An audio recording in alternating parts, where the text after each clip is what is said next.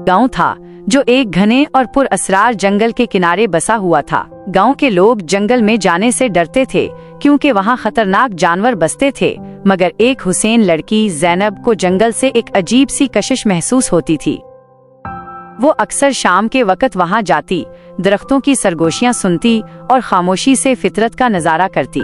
एक दिन जब ज़ैनब झील के किनारे बैठी थी तो अचानक दरख्तों के पीछे से एक बड़ा, मजबूत और खूबसूरत भूरा रीछ नमूदार हुआ। ज़ैनब खूफजदा हो गई, मगर हैरत की बात ये थी कि रीछ ने कोई हमला नहीं किया। वो बस खामोशी से उसे देखता रहा, जैसे वो उसे पहचानता हो। ज़ैनब ने आहिस्ता आहिस्ता महसूस किया कि ये रीछ मुख्तलिफ है, जैसे इसमें कोई रूहानी कशिश हो।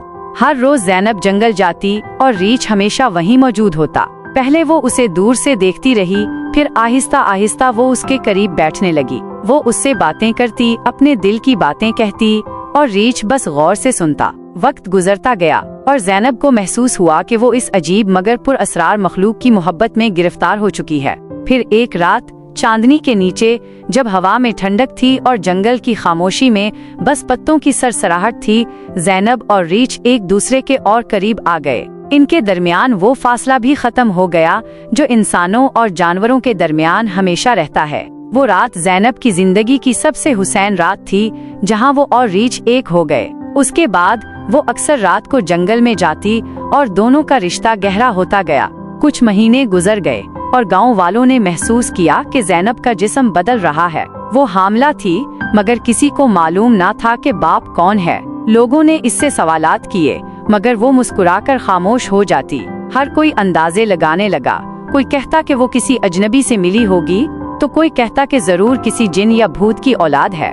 जब ज़ैनब का वक्त करीब आया तो उसने फैसला किया कि वो गांव में नहीं रहेगी। वो रात के अंधेरे में खामोशी से जंगल चली गई, जहां वो हमेशा महफूज महसूस करती थी। वो झील के किनारे गई, जहां उसका महबूब रीछ उसका इंतजार कर रहा था। वो उसके साथ लेट गई और जब दर्द शुरू हुआ तो जंगल के दरख्तों ने झुककर उसका साया किया, हवा ने उसे थपकियां दी और रीछ खामोशी से उसके पास बैठा रहा।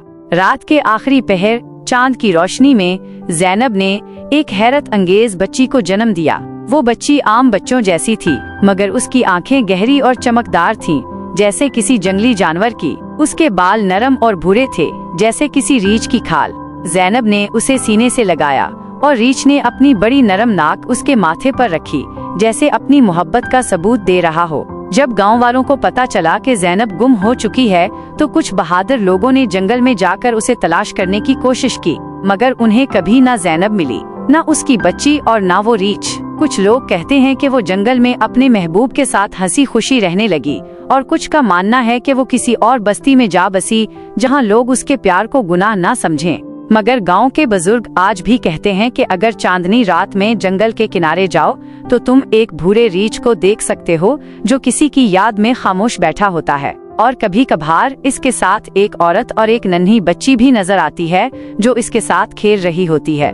सबक: मोहब्बत की कोई हद नहीं होती, ना रंग, ना नस्ल, ना जात, ना शक्ल। बाज़ औक़ात सच्ची मोहब्बत वहाँ भी जन्म ले सकती है जहाँ दुनिया उसे कबूल करने के लिए तैयार नहीं होती।